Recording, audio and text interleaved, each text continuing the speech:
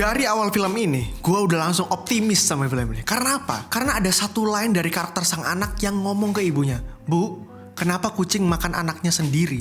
Nah dari situ gue langsung tertarik mengikuti rangkaian filmnya karena gue tahu, oke, film ini mau ngomongin soal motherhood gitu ya. Oke, let's go, kata gue dalam hati. Dan bener aja, menjelang pertengahan sampai akhir, gue semakin terperangah ketika film ini juga ngomongin soal womanhood.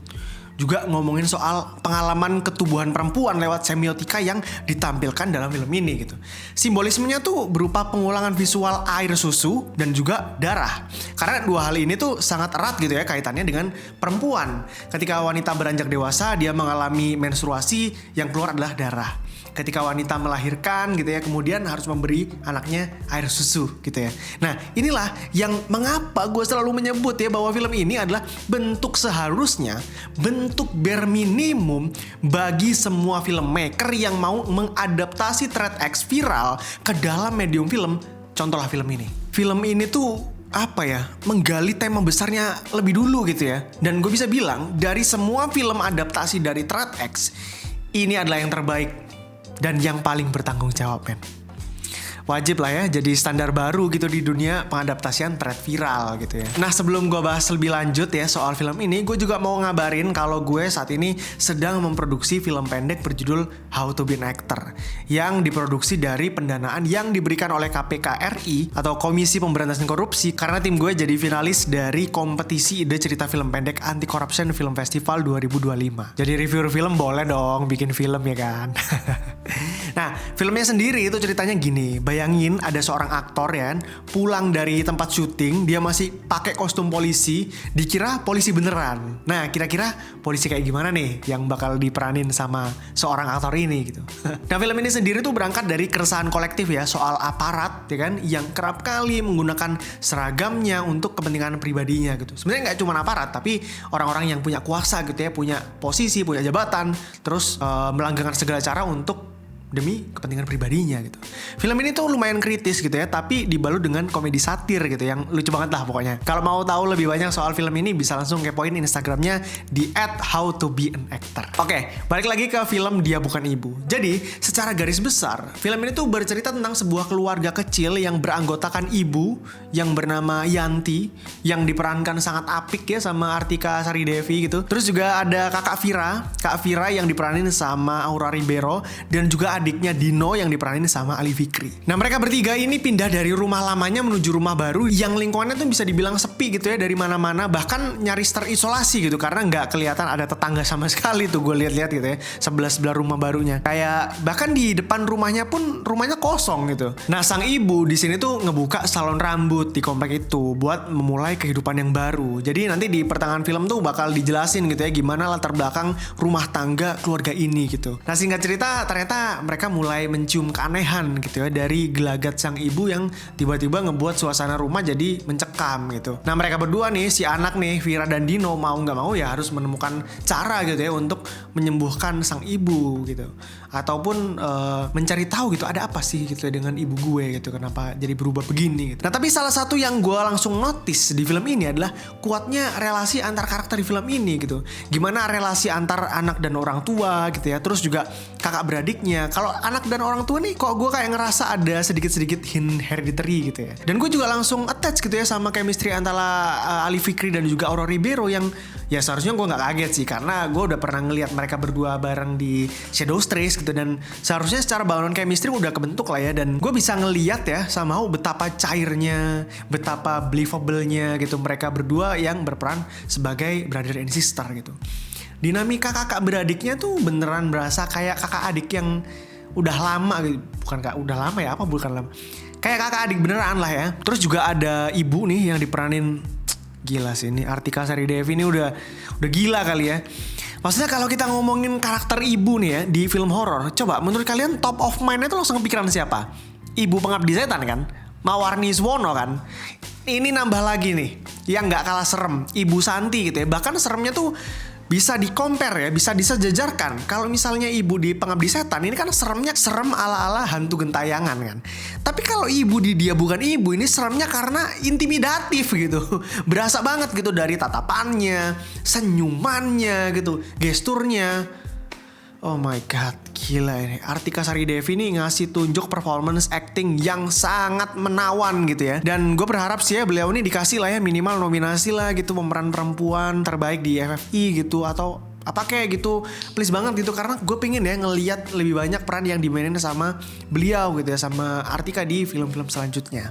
Nah di kursi sutradara ada Randolph Zaini nih yang sebelumnya menyutradari series Katarsis, terus juga film Preman, dan juga salah satu episode dari seriesnya Joko Anwar, Nightmares and Daydreams. Kalau dari segi penyutradaraan ya, menurut gue ini yang spesial yang dimiliki oleh Randolph dan yang belum banyak dimiliki oleh sutradara yang mengadaptasi thread Twitter. Ini adalah ketangkasannya dalam mengolah tema besar dan ide dasar dari threadnya gitu ya. Jadi kayak gini loh, nambahin statement soal mental health, kemudian patriarki, terus stigma perempuan dalam masyarakat gitu. Nah ini tuh bukan cuman penting buat ceritanya aja gitu, tapi juga memperkuat tema besar yang ingin disampaikan filmnya gitu. Yakni soal gimana menjadi ibu dan menjadi perempuan dalam satu waktu yang sama gitu. Dan menurut gue emang eksekusi ide ini tuh jelas tanggung jawab yang berat gitu, karena sutradaranya laki-laki gitu ya. Tapi di tangan Randolph, film ini berhasil menyampaikan semua itu dengan menurut gue penuh tanggung jawab gitu ya. Dan gue pribadi terkesan gitu dengan apa yang dibawakan sama film ini gitu. Gue juga pengen nge-highlight keberanian Randolph dalam ngebangun karakter ibu ini jadi karakter yang ambivalen gitu ya.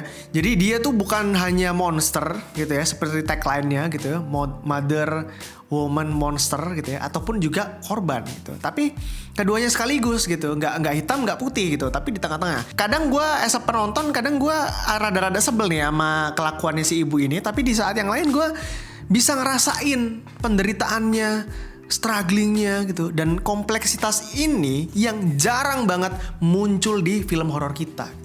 Biasanya karakter ibu kan dibuat satu dimensi gitu ya, kalau nggak sepenuhnya korban gitu ya, ataupun sepenuhnya jahat gitu ya. Tapi di sini penontonnya tuh dipaksa buat nangkep keduanya gitu, dan inilah yang bikin filmnya semakin kompleks secara karakter. Nah selain itu yang menurut gue menarik di film ini adalah gimana film ini bermain-main dengan atmosfernya. Dari awal nih penonton udah digiring nih buat ngerasa ada sesuatu yang gak beres gitu ya.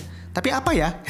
Dan Randolph tuh gak buru-buru buat nunjukin terornya gitu. Justru dia pelan-pelan banget nih ngebangun tensinya. Tensi adegannya dimainin lewat ruangannya ya kan, lightingnya, lewat suaranya, sound design-nya, dan juga ini yang paling penting nih, gestur tubuh karakternya. Adegan-adegan kecil ya, kayak misalnya cara ibu ngepet-pet rambut Vira gitu kan. Itu tuh rada-rada creepy gitu. Tapi kadang-kadang si ibu ini juga tiba-tiba tatapannya dingin gitu kan. Tiba-tiba hangat, tiba-tiba dingin gitu. Nah ini semuanya bikin makin kacau nih penontonnya gitu. Tapi walaupun dari tadi gue ngerasa film ini oke, ada beberapa hal yang menurut gue rada-rada mengganggu gue adalah gimana film ini menempatkan jump scare gitu ya. Karena ternyata masih ya gitu, ternyata masih harus ya gitu, film Indonesia harus memakai jump scare gitu. Tapi menurut gue Randolph memakai jump scare ini dalam kadar yang menurut gue masih bisa tolerable ya untuk kita nih gitu ya, untuk penonton-penonton yang lebih kritis gitu. Menurut gue kompromi yang dilakukan oleh Randolph gitu ya untuk menarik orang-orang yang menonton film horor secara casual dan menonton film horor yang tertarik pada isunya tentang statementnya, itu tuh juga balance gitu, dan gue suka nih yang begini-begini nih gitu. Ya overall mungkin segitu aja gitu ya review dari gue buat film ini. Gue ngerasa film Dia Bukan Ibu ini adalah film yang berhasil ya kan membuka jalan baru buat film horor adaptasi thread viral di Indonesia gitu ya. Dan menurut gue film ini jadi bukti ya kalau adaptasi ya film-film thread viral tuh bisa kok gitu ya dibuat dengan karya atau diubah jadi karya serius yang bertanggung jawab gitu dan masuk festival luar negeri gitu ya. Kalau digarap dengan niat dan juga pemahaman tema yang mendalam. Isu-isu penting kayak misalnya motherhood, womanhood, sampai patriarki ya, stigma perempuan gitu ya, ini jadi lapisan yang menarik buat dibahas dan didiskusin lebih lanjut. Dan buatku pribadi film ini layak banget loh masuk jadi jajaran film horor Indonesia terbaik dalam beberapa tahun terakhir. Dan mudah-mudahan ini bisa ngasih inspirasi ya buat film-film horor lain, filmmaker lain buat gak takut untuk main-main dan bereksplorasi gitu. Karena penonton Indonesia pastinya seneng kok ya disuguhi yang begini-begini gitu. Dan gue seneng gitu. Gue ketika nonton film ini ya, gue ketika keluar dari bioskop nonton film ini tuh cengar-cengir mulu gitu. pulangnya. Seru lah ya. Rating dari gue 8/10. Gimana menurut kalian film Dia Bukan Ibu? Coba komen di bawah. Kita berjumpa lagi di review film selanjutnya guys. Bye.